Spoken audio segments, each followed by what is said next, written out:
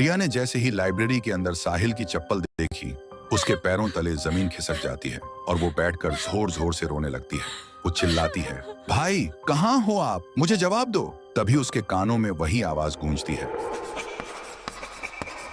वो पीछे घूमती है और देखती है ब्लैक बोर्ड अपने आप लिख रहा होता है, अर्जुन मिस्ड रोल नंबर 13। देखते ही रिया की सांसें रुक जाती हैं और वो समझ जाती है कुछ तो बहुत डरावना है यहाँ। कांपती हुई आवाज में रिया बोलती है, तुम कौन हो और ब्लैक बोर्ड पे जो लिखा है उसका मतलब क्या है?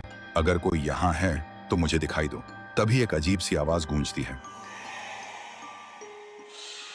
और एक परछाई दिखाई देती है। एक लड़का स्कूल यूनिफॉर्म में, उसकी आंखों में सिर्फ दर्द। वो कहता है, सब मुझे भूल गए। रिया पूछती है, तुम कौन हो और चाहते क्या हो? परछाई बोलती है, मैं हूँ अर्जुन, मिस्ड रोल नंबर 13। आज से 5 साल पहले की बात है। मैं बचपन से अनाथ था।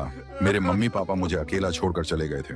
एक दिन क्लास के सब बच्चे मुझे कालुआ कालुआ कहकर चिढ़ाने लगे। मैं काला था, इसलिए मैं रोता हुआ लाइब्रेरी की तरफ भागा और जब मैं लाइब्रेरी में घुसने ही वाला था तभी देखा मैडम और एक डॉक्टर किसी अजीब चीज के बारे में बात कर रहे थे और तभी किसी ने मुझे पीछे से जोर से मारा। मेरी आंखों के सामने अंधेरा छा गया। जब मेरी आंखें खुली तो देखा मैं लाइब्रेरी के अंदर टेबल पर पड़ा था। डॉक्टर और मैडम भी वहां थे। मैं चिल्लाने की कोशिश कर रहा था लेकिन न चिल्ला पा रहा था न हिल पा रहा था। तभी मुझे पता चला ये लोग स्कूल के बच्चों को किडनैप करके उनके ऑर्गन्स निकालते हैं और उन्हें बेच देते हैं। फिर उसी दिन मैडम ने प्रिंसिपल के सामने कुछ बहाना बनाकर लाइब्रेरी को हमेशा के लिए बंद करवा दिया। गांव वालों के सामने मुझे मिसिंग बता दिया गया। तब से मेरी रूह इसी लाइब्रेरी में भटक रही है और हर रात 12 बजे घंटी बजाता हूँ,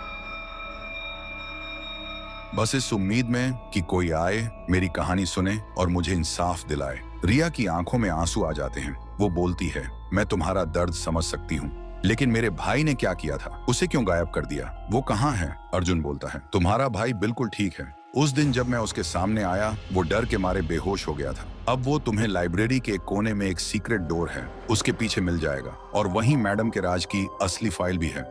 अगली सुबह रिया और साहिल गांव के लोगों के सामने आते हैं। साहिल को जिंदा देखकर सब लोग हैरान हो जाते हैं। रिया वो फाइल सबके सामने रखती है जिसमें मैडम का हर काला सच साफ साफ लिखा था। कुछ देर बाद पुलिस आती है और जो भी लोग इस राज के पीछे थे सबको गिरफ्तार कर लेती है और अर्जुन, उसे अब इंसाफ मिल चुका होता है। उसकी रूह धुआं की तरह हवा में गुम हो जाती है।